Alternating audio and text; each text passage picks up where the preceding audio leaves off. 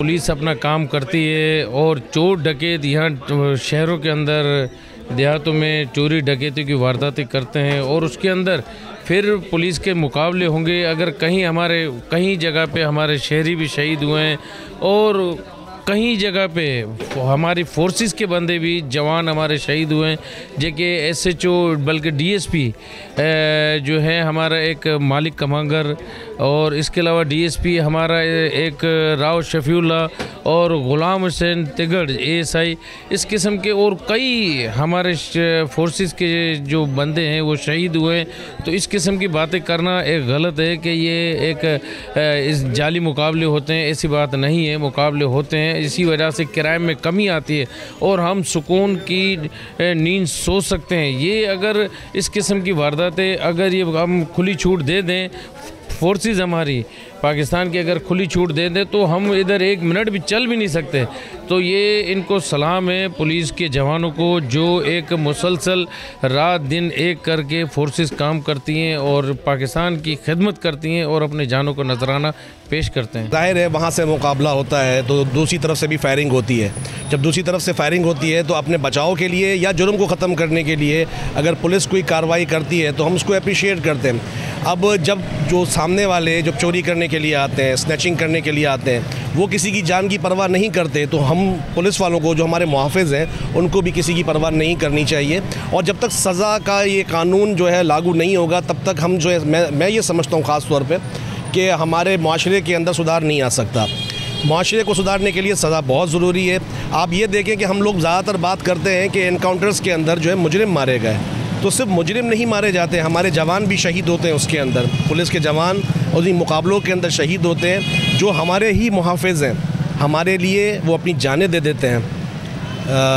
बाज़ सुनने में आता है कि एनकाउंटर्स फेक होते हैं, उनकी इंक्वायरी होनी चाहिए। हम उसकी मुखालफत करते हैं कि ये सही अमल नहीं है कि अगर वो कोई इसका जो है एनकाउंटर जो है फ़ेक किया जाता है। मगर जो सही होते हैं और उनकी ट्रेनिंग में समझता हूँ कि ये शामिल भी है कि उनकी टांग पे गोली मारी जाए या उनको जो है एनकाउंटर करके ख़त्म किया जाए। बुराई को ख़त्म करने के लिए बहुत ज़रूरी है। किसी भी इंसान को बग़ैर किसी जवाज़ कानूनी के उसे हिट करना, उसे निशाना बनाना किसी तरह से दुरुस्त नहीं। लेकिन बाज़ हालात ऐसे होते हैं कि जिसमें दुश्मन को पहले लम्हे में ही उसको उस पर वार करना होता है, उसे दबोचना होता है। बसा औकात उस सूरत में पुलिस ये इक़दाम करती है और ये नागुज़ीर होता है, लेकिन ये सब सच होना चाहिए। मैं समझती हूँ ये अमल नहीं होना चाहिए। जब एक कानून है तो आप उनको पकड़ें, उनको सज़ा दें और जब तक सज़ा नहीं होगी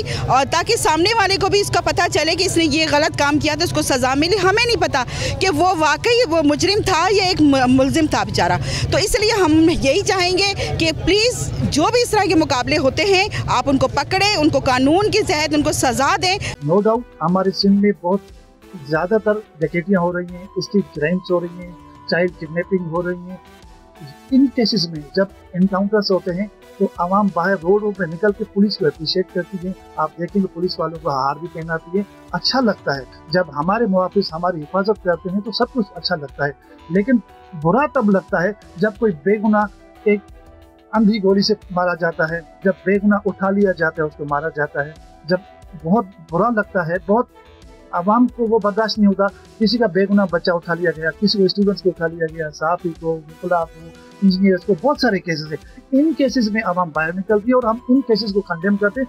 पुलिस को भी ये देखना चाहिए कि अगर आप किसी भी तरीके से अगर आप आवाम पे अगर गैर कानूनी तरीके से उसको आवाम हरास करेंगे, आवाम को डिटेन करेंगे, आवाम को आपने एक्स्ट्रा जुडिशल किलिंग में लेके जाना, किसी को मार देना, ये गैर कानूनी काम है जो आइन के खिलाफ है। हम सिर्फ यही चाहते हैं कि पुलिस अपना जो किरदार है वो कानून अदा करे और इसी किरदार के तहत आवाम में ताकि उनकी एतमाद बहाल हो सके। जो आजकल पाकिस्तान में पुलिस मुकाबले, स्पेशली जो हमारे सिंध में आजकल पुलिस मुकाबले हो रहे हैं, उस पर लोगों के उनके पेरेंट्स पे जो है वो बहुत बड़ी शक शुबात हो चुकी है।